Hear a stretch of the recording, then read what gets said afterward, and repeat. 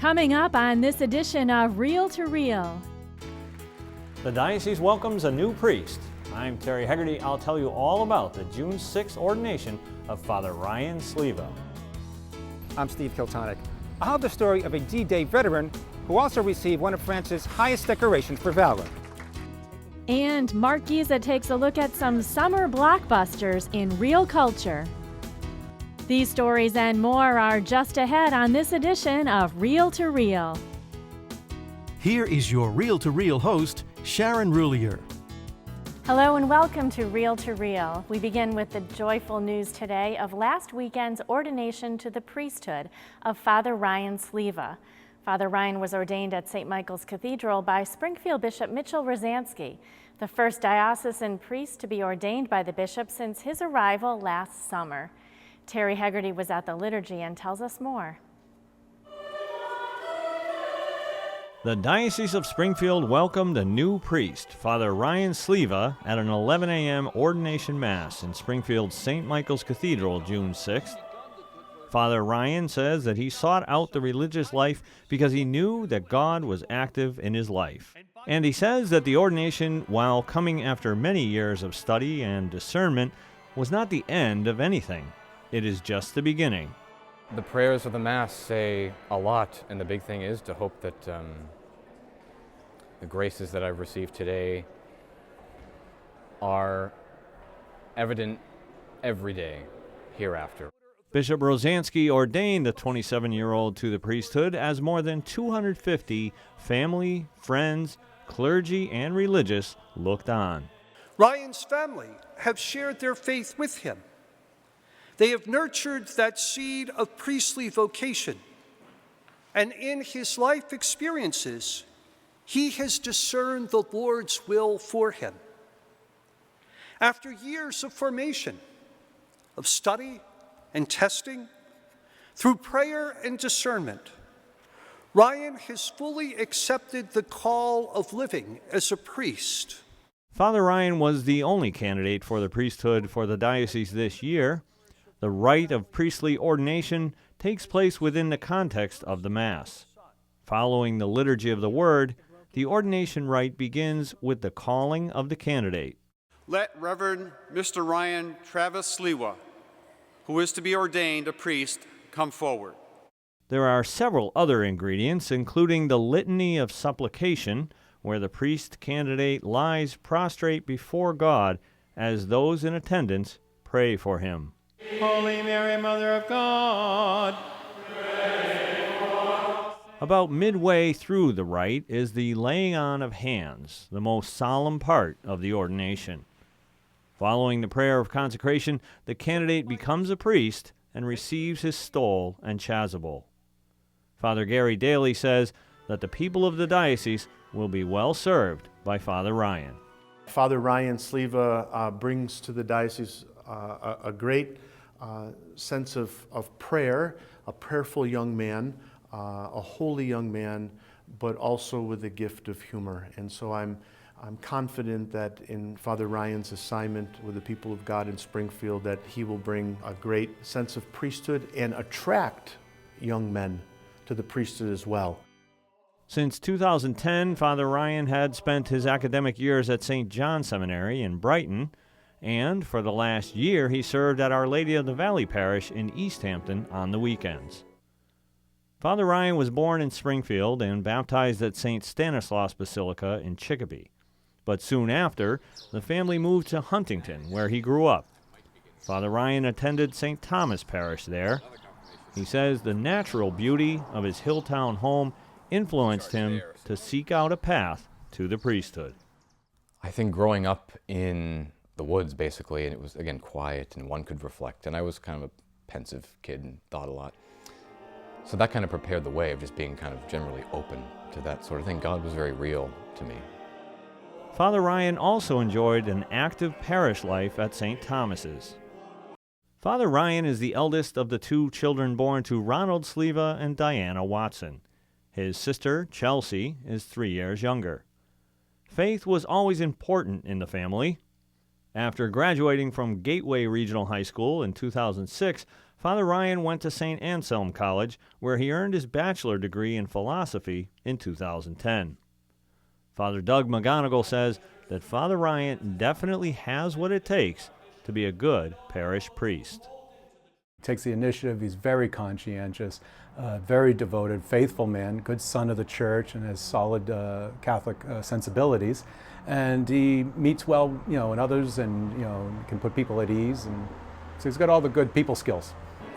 After being known as Deacon Ryan for the last 6 months, Ryan Sliva is now Father Ryan, a cause for great celebration for him and his family, but also for the entire Church of Springfield. Father Ryan says that he's anxious to do the best that he can for those he will serve. I hope that I'm up to the task of showing to the world, not the world at large, but the small world that I'll inhabit, that the gospel is something we need. It's profound. It means our happiness. Continuing the happiness of the ordination day, people gathered in the adjacent Marshall Center for light refreshments following the ordination. After some time off, Father Ryan will begin serving as parochial vicar at Holy Cross Parish in Springfield. Reporting for Reel to Reel, this is Terry Hegarty. And congratulations and best wishes to Father Ryan as he begins his first assignment as parochial vicar of Holy Cross Parish in Springfield. And still to come on Reel to Reel, Dan Dumas takes a look at what's happening in the Diocese of Springfield. And Steve Kiltonick profiles a remarkable World War II vet and local native. These stories and more are still to come on this edition of Reel to Reel.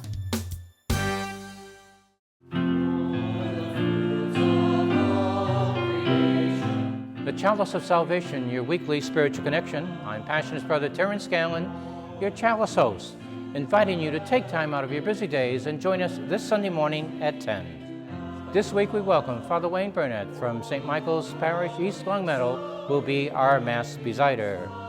The Chalice of Salvation, your spiritual connection, Sunday morning at 10, right here on 22 News. I'm Tamara Blake, the founder of Angels Take Flight. We provide children entering safe homes or foster care with luggage to transport their belongings. Often, these children must carry their belongings in a trash bag. Your donation to the annual Catholic Appeal allows us to serve youth who are experiencing turbulent transitions. Please consider donating to the annual Catholic Appeal, and together we can serve with love. Log on to diospringfield.org today.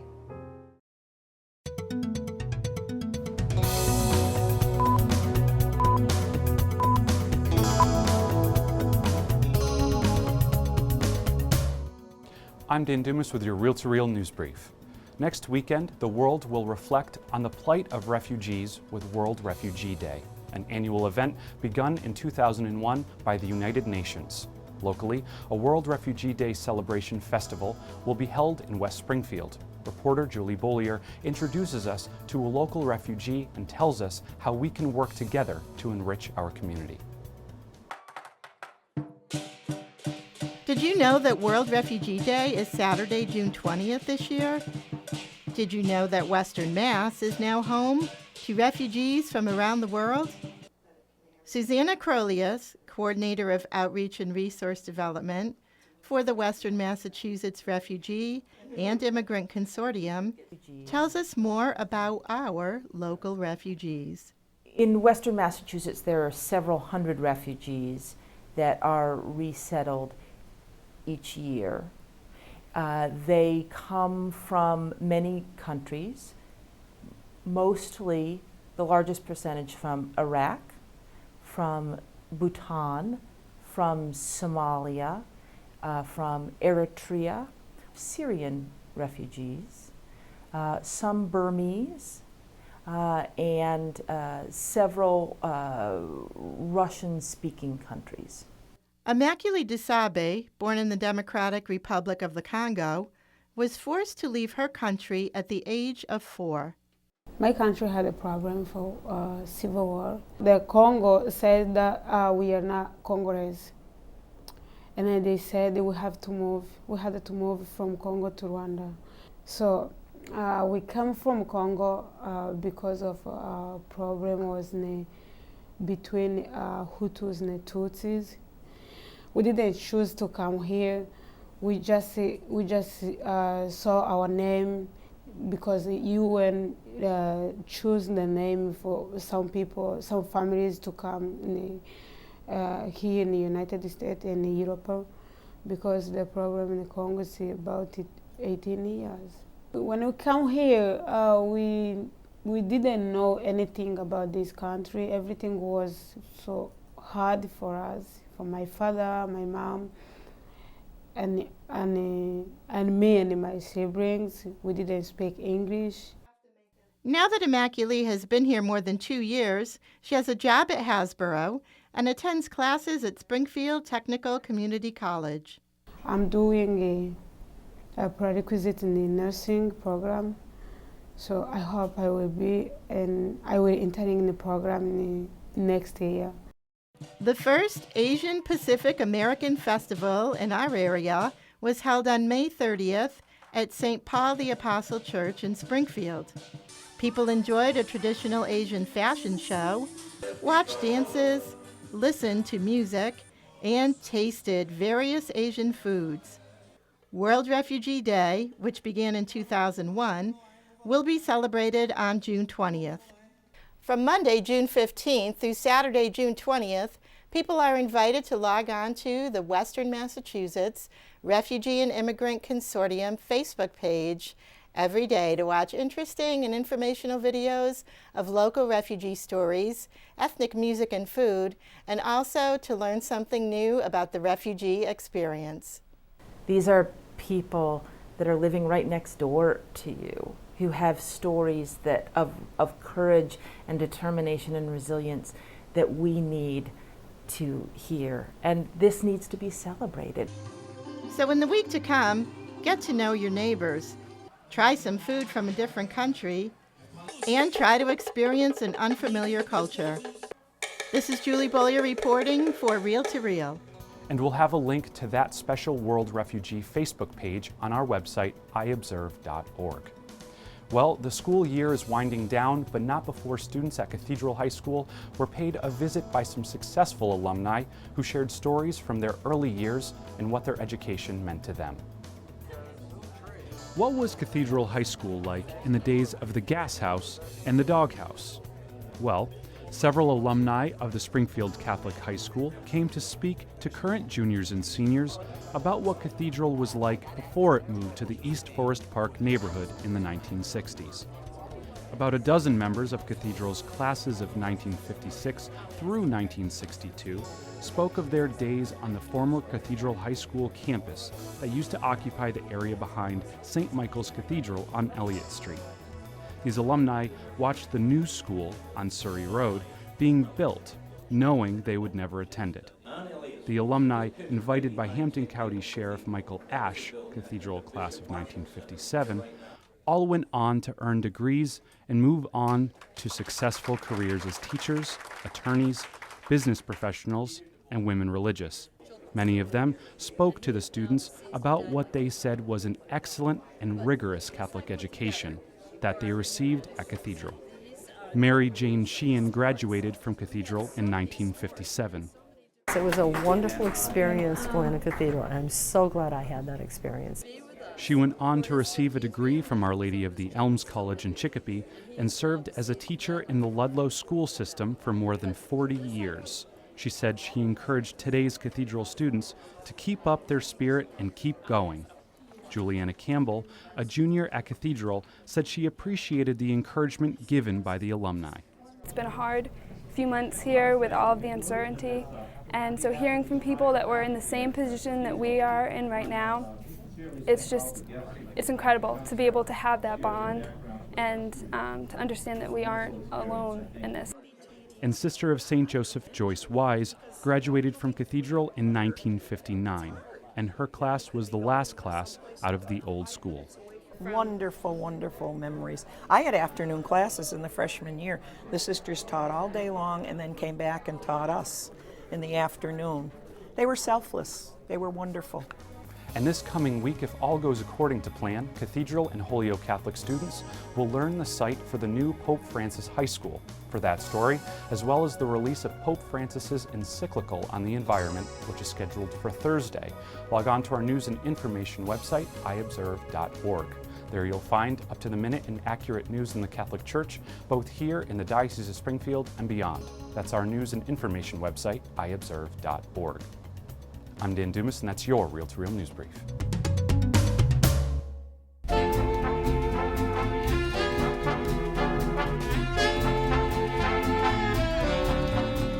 Well, it's summertime. And what does that mean? Big, loud action films and some of the very best theater done in this area in a long time. Ladies and gentlemen, welcome to this week's Real Culture. Tomorrowland. This is a great film from beginning to end. This film had me on the edge of my seat right from the beginning. Can you imagine a life with flying trains, swimming pools in the air, and people running around happy most of the time? Well, Tomorrowland is here, and it all can be yours. America's favorite actor, George Clooney, plays a grumpy old inventor who helps a spunky teen, Bree Robertson, make her way through it all. Because the Earth is not what it should be. Now, the special effects are amazing. The camera shots help us immerse ourselves in this secret world and takes our breath away while we're on this wild trip. All I know is this film was a fun and crazy ride right to the end.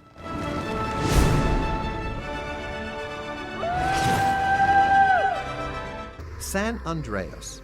People love action films and people love The Rock. So put them together and you have a perfect way to start the summer movie season. Okay now, the storyline, if you can call it that. Dwayne "The Rock" Johnson plays a pilot who is caught up in a catastrophe. So now he must navigate through the people, the land, and the sky to save his daughter. Okay, yes, it sounds hokey. But the reason this film is so much fun is watching him get in and out of problems with such ease. And also, again, the special effects are top-notch. I'm not one for big, loud action films, but this one is a pleasant surprise. So looking for a little relief from your hectic day? Have The Rock relax your mind with some silly stuff for just a few hours. The film is rated PG-13. All right, hold on. We got to get over it before it crests.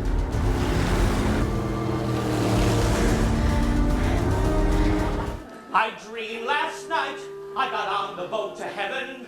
Switching over a little bit to theater news, the great 1950s musical Guys and Dolls is playing at the Goodspeed Opera House till June 20th. And this is one show you do not want to miss.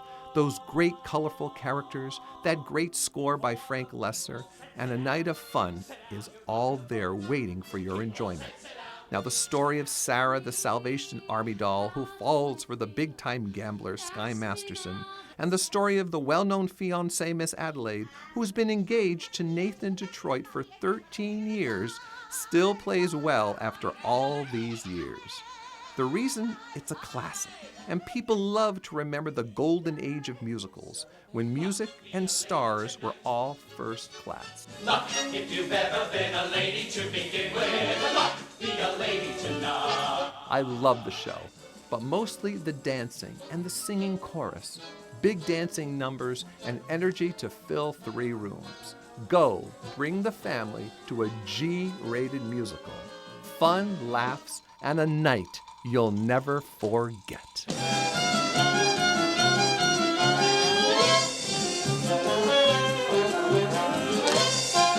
And you can see my reviews, as well as read other movie reviews provided by the U.S. Conference of Catholic Bishops online at iobserve.org. That's iobserve.org. And the next time we meet, we will be taking you to the Williamstown Theater Festival for their great plays that are coming this summer, and up to the Berkshires at the Berkshire Theater Festival for the very best in entertainment, only here on Real Culture. For Real Culture, I'm Mark Giza. Enjoy this fabulous weekend.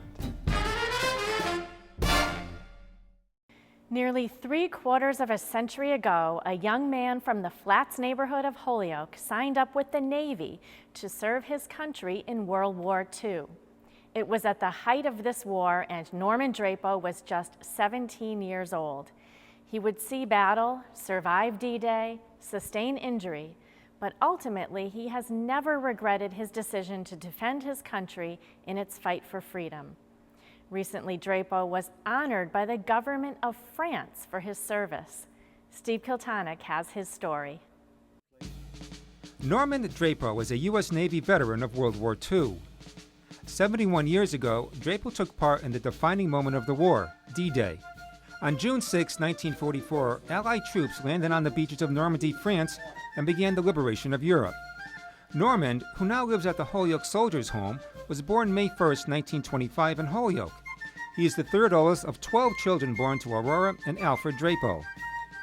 The oldest boy in the family, Norman attended Immaculate Conception Church and its elementary school. His father worked as a butcher in the family business, Drapo's Market, located in the Flats of Holyoke. Norman even spent 1 year at La Salette Seminary, but decided that the priesthood wasn't for him. Like thousands of men from the greatest generation, Norman answered his country's call to serve. There was no question of, if a guy enlisted or he was drafted, he just went. Drapo signed up for the Navy in 1943 at the age of 17, after which he headed for boot camp and then to Virginia and Florida for amphibious training. Norman was a seaman first class, assigned to operate an LCM, or landing craft mechanized. After training, he was sent to Glasgow, Scotland to prepare for the invasion of Europe. It was while conducting training exercises in England's Dartmouth Harbor that Drapo witnessed his first combat. We got caught on the night of April 27th into the 28th by 2 squadrons of German gunboats. They killed 749 soldiers and sailors in a very short time. After the attack, Drapo said his faith played an even stronger role in the days and months ahead. Before we left, the chaplains, they don't give you a confession one at a time. They just, there you go. You're forgiven. Yeah, and mass confession. On the eve of D-Day, Drapo was told that he may not make it back. Before we left England, they did tell us that 50% of you will not be alive tomorrow. And they were pretty darn close. In the early morning hours of June 6, Drapo's LCM started the 120-mile trip across the English Channel. We were supposed to be towed across the channel, but the water was too rough, and they figured the cables wouldn't hold, so they had us cross on our own. Drapo arrived at the Normandy coast and Omaha Beach, the code name for one of the 5 sectors of the Allied invasion force. In his LCM were troops from the 1st Infantry. Waiting was the heavily fortified German 352nd Infantry. From the beginning, little went as planned. Difficulties in navigation caused many of the LCMs to miss their targets, and hundreds of mines were strewn across the landing zones. When Norman opened the door, all hell broke loose. We landed the 1st Infantry Division, which they spearheaded at Omaha Beach, and it was bad, very bad, yeah. And so for quite a few landings, and took a while before they got any place. Drapo said with the bullets and shrapnel flying, there was little time to think about the death around him. They were shooting, killing people coming off the ramps, and so we left the troops out, and then you have to go back and get another load of troops. They were ready to evacuate Omaha Beach. It was so bad. There was 5 beachheads. Everybody had to establish those beachheads so soldiers there wouldn't get surrounded. And it took a while, but they did, Yeah, unbelievable. Norman said, for him, the movie Saving Private Ryan is the most accurate depiction of that horrendous day. Nearly 10,000 Americans lost their lives at Omaha Beach. Drapo made 12 separate assaults on Omaha Beach that first day. He received some minor injuries from shrapnel but stayed with his crew. For the next week, Norman continued ferrying troops to shore. On June 16th, he was seriously injured when his LCM struck a mine. I got a ramp across my feet, took the big toes off and broke. It crushed the feet. Norman was temporarily put on an LST landing ship, which served as a makeshift hospital. He was transferred to England to recuperate. Here, his hospital was struck by German V-2 rockets. Norman's parents received a telegram announcing that he was killed in action. Then several days later, another telegram saying he was just injured. Drapo, who was awarded 2 Purple Hearts for the injuries he sustained, was discharged on June 15, 1945. In 1948, he married Mary Florence Zajac. They settled in Willimantic, where they had 2 sons, Gary and David. Norman worked 16 years at Hood in its shipping department. He also worked for 43 years at Pat's Supermarket in Holyoke, cutting meat before retiring at 78. While Norman considers himself lucky to have survived D-Day, the war never fully left him. I used to get flashbacks years ago. Not as much anymore, though. No. So it took a while to get over the experience. Yeah, exactly. Yeah. You never forget it, but something you did, and really happy that you did do it, because we did liberate France and Europe. Do you consider yourself a hero at all? No, not really. When you hear that term, heroic? Not really. Here at Veterans Park in Holyoke is a monument dedicated to the 212 Holyoke servicemen who gave the ultimate sacrifice during the war. While these men are considered as heroes, the French government also considers as heroic the actions of all those Americans who served during D-Day. On May 14th at the Soldiers' Home, Drapo received the Distinguished Legion of Honor. The Legion of Honor is France's highest award for extraordinary contributions to the country. In 2005, France said all living servicemen who participated in the D-Day invasion and who fought on French territory were eligible to receive the award. The Legion of Honor is an order of distinction first established by Napoleon Bonaparte in 1802. At the ceremony were many veterans, as well as various state and local dignitaries. The USS Constitution Honor Guard presented the colors, and the music was provided by the Michael E. Smith Middle School Band. Appointing Drapo as a Chevalier of the Distinguished Legion of Honor was Fabien Fischke. We want to say thank you to all those World War II veterans who fought for our freedoms 70 years ago. They all deserved to be thanked, to receive an expression of our gratitude, and just to let them know that we will never forget what they did for us. Also attending was Marie Flynn of Holyoke, Drapo's youngest sister, and his son Gary of West Springfield. Marie said that her humble older brother only recently started to talk about his war experience. It was very emotional for him, and he saw many men that he knew that did not come back, and I believe it's probably because he wasn't ready. As for the award itself, just so proud, and happy for him because he earned it, he deserves it. He just turned 90 on May 1st, and I said, what a beautiful birthday gift for him to receive this honor. And how does Norman feel about being awarded the Legion of Honor? I feel very good about it, yeah. I've got it for myself, I did earn it. Any one of the guys, 10,000 in that cemetery above Omaha, every one of those deserves that medal. While it's been over 70 years, time has not faded the memories or diminished the impact D-Day has had on the lives of thousands of veterans like Drapo, who were a witness to history on that fateful day, June 6, 1944. For Reel to Reel, I'm Steve Kiltani. And we thank Norman Drapo and all the veterans, especially those at the Holyoke Soldiers' Home, for their wonderful service to our nation. And that is our program for this week.